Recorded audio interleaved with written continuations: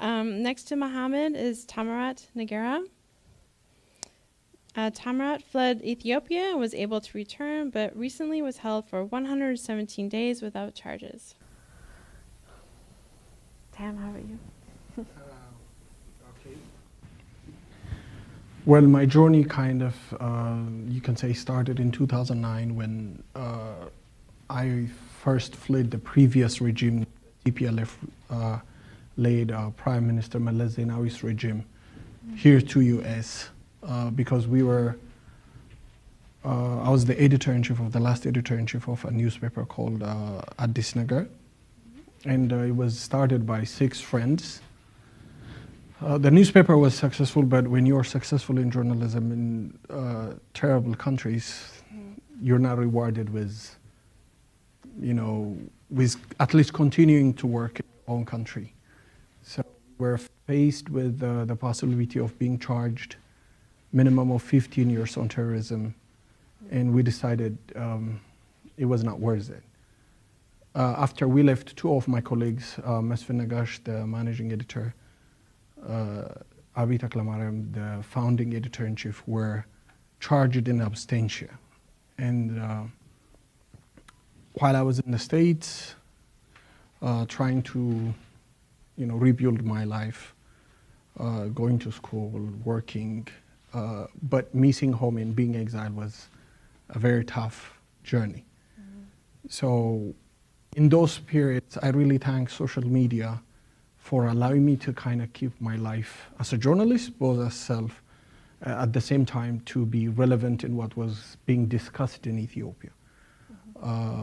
It kept me relevant, but it also kept me distracted, I guess, from my life here or my responsibilities. Because generations that, you know, earlier generations, exiles, were not distracted as we were by what was going on back home. I remember in 2011 how I was very much engaged in the Egyptian revolution of Tahrir Square as if it was my story. Anyway, so in 2015, in 2012, Meles Zenawi dies, and in 2015, a kind of reform starts happening within the ruling party, and the reform became very full-fledged in 2018 by the ascent of our current Prime Minister Abiy Ahmed, to the position, and a really promising reform was born. In part, the reform agenda was, you know, inviting exiled journalists, activists, and politicians, releasing imprisoned politicians, things of this nature, changing some laws, unblocking websites that were blocked by the government. And we were personally invited, directly or indirectly, and I just jumped into it. I took a one-way ticket to home. It was a fantastic thing to see my mother after 9 years, reconnect with my friends, reconnect with my girlfriend, previous girlfriend, and getting married, you know, starting a new media company. It was fantastic. My focus, as my colleague was saying, his focus was on corruption. My focus was on literally reforming the ethnic federalism, because I believed, and many believed, that the ethnic federalism is the focus of our problem. You know, a country as old as Ethiopia would have multiple problems. It's not going to be one problem, you know, the economy, the demographics, our geography, our history, all this will have burdens. But I thought that at least if we start reforming the ethnic federalism and start de-ethnicizing our politics, our economy, and even our religions, it would at least be on the right direction. That was my focus. And it didn't sit well with the ruling elite, and mainly because as an ethnic Oromo, they were expecting me to fully support everything they do just because I'm an Oromo, and I don't buy that. And my 9 years of stay in the United States have even made me kind of detest ethnic politics even more. If you see a country as diverse as this, build such a great country with all its past, the main thing is how it managed with all its challenges, its identity politics, be it coming from the left or be it coming from the right. America has done a great job of changing its own story and direction. I was hoping that for my country. Mm-hmm. And it didn't sit well. When he said, you know, people invaded his house, started shooting him with handicap, it was a similar story for me, because one Friday on December 10th, 2021, just while I was in my room, they did that. They invaded our house. I was living with my in-laws because my mother-in-law was sick, and we moved in to assist her. My wife was literally a full-time nurse at that time, and also managing our media company. And over 15 federal police officers invaded our house. One of them took my picture using handicap. I asked him, could I at least even wash my face? They didn't care. They took me, and with a different and many more forces, I was returned home. Mm-hmm. Took all the possible electronics, you know, phones, iPads, everything, and they went to the studio and office. The studio was built by, you know, our supporters. I was able to raise over $25,000 from all over the world, from Ethiopians who were willing to donate for our media. And they took everything. Oh. They cleaned us out. But that was not the major thing. After they took me, they said to the family, you can come to the federal police station in Addis, and then you can visit him there. You can bring him his medicine, his food. But when I got there, they took me to a different place. And they took me to a military black site. Mm-hmm. They didn't tell my family where I was. For 7 days, the family did not know where I was. They don't know whether I was alive, I was dead, or even where I was. And that was very tough for my family. Yeah, that would be terrible. I didn't know how tough it was when I was in prison. Mm-hmm. When I came out, it was difficult. And after the 7 day, I appeared at the court. Mm-hmm. And it was very much thanks to the.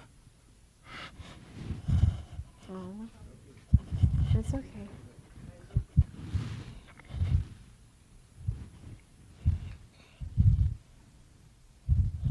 It's the first time I'm speaking that way. Oh.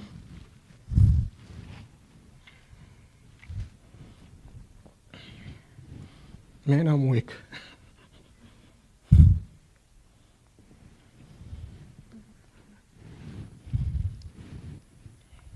Thank you for sharing your story.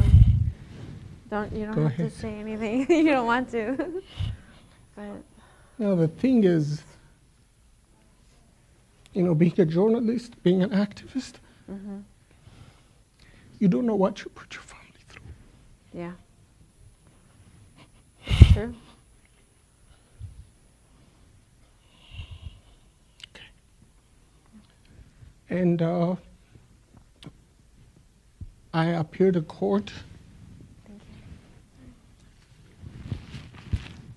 And after appearing to the court, I was transferred from a black site to a normal police station. Mm-hmm.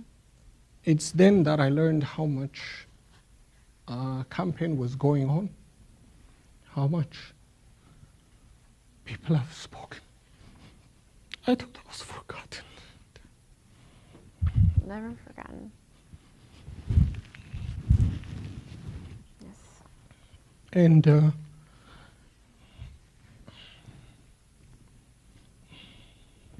sorry. No, please.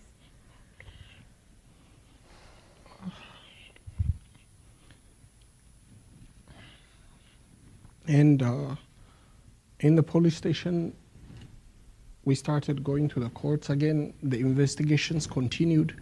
The interrogations continued. It was Tangara was not tortured, but I met a lot of people that were tortured. I was extremely lucky. People who were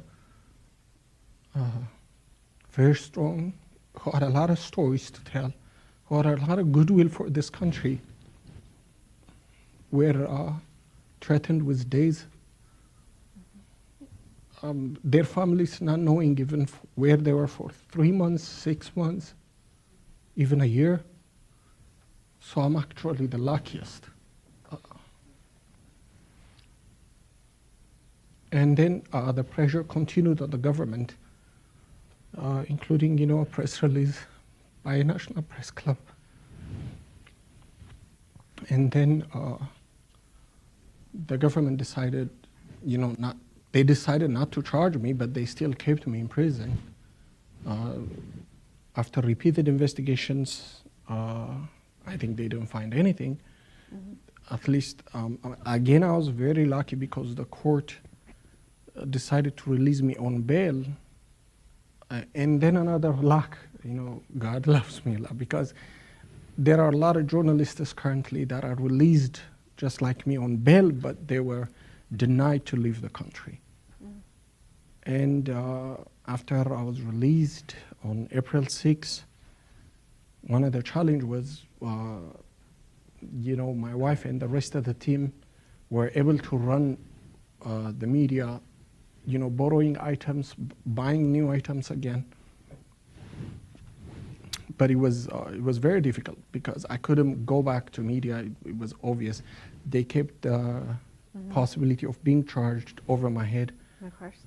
And then I couldn't, the next 7 months was like practically a house arrest. And we started contemplating what our next steps should be. And the possibility of exile came again, and there was no way, coming to the West, be it in Europe or Canada or US again. And we decided the best strategy was to use Thailand as a next step. We did not know what the third place would be, but at least just to be safe, we went to Thailand. And while we were in Thailand, I was applying for fellowships and doing anything, getting checked up again. CPJ, I have to thank them a lot. Free Press Unlimited, these organizations kind of facilitated my transportation and even some expenses for my medical checkups. And the Ethiopian community here, especially Global Alliance for Human Rights Organization, assisted us in our stay in Thailand. Okay. And then an invitation came from National Press Club, assuming that National Press Club people assumed that I was already in the States. And you guys invited me to this event. In your invitation letter, here we are. Thank you very much. Thank you for coming and sharing. And for your wife as well. It's partnership. All I can say is how much admiration I have for all four of you for, standing true to your journalistic ethics and your determination to tell stories despite all the pressures against you, which is incredibly strong. And what you do or continue to do is so important, not only to the people in your country, but to all of us here as well, who want to know what's actually happening. And, I'd like to open up to questions if anybody has any. Oh, thank you. Okay.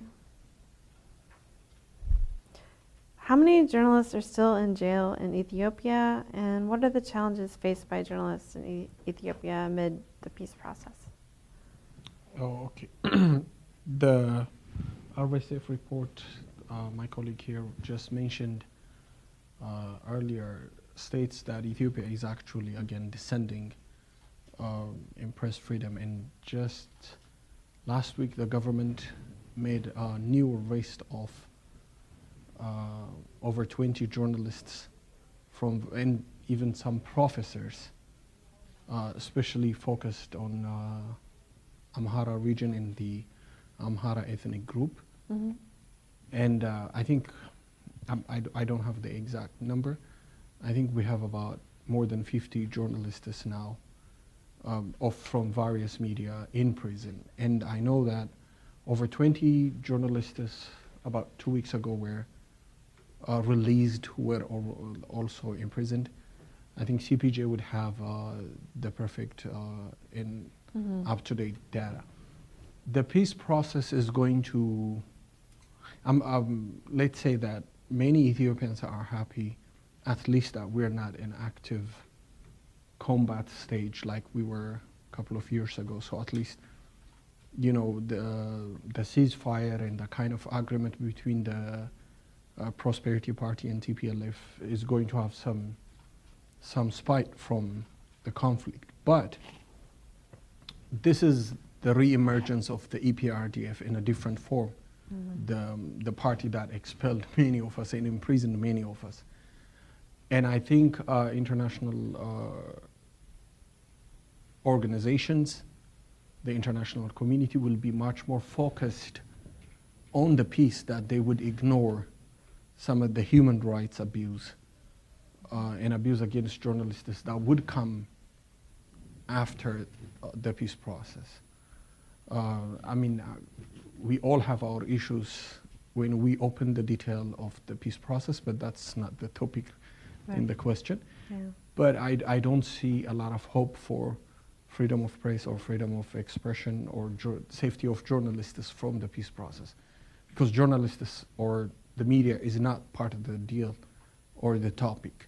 Mm-hmm. And the international community that is enforcing the peace is much more focused on disarmament, ceasefire, you know, delivering food aid for the hungry, mm-hmm. Delivering aid for the displaced millions, women and children. And this would make the safety of journalists, press freedom, and independence media, I think, at the back foot. I think that would be the direct impact and the immediate impact. Interesting. Yeah. How can we, emphasize press freedom there, make that a higher priority? I think organizations like National Press Club mm-hmm. and CPJ should focus and make more pressure on the international community, because that would be the accessible organizations or institutions mm-hmm.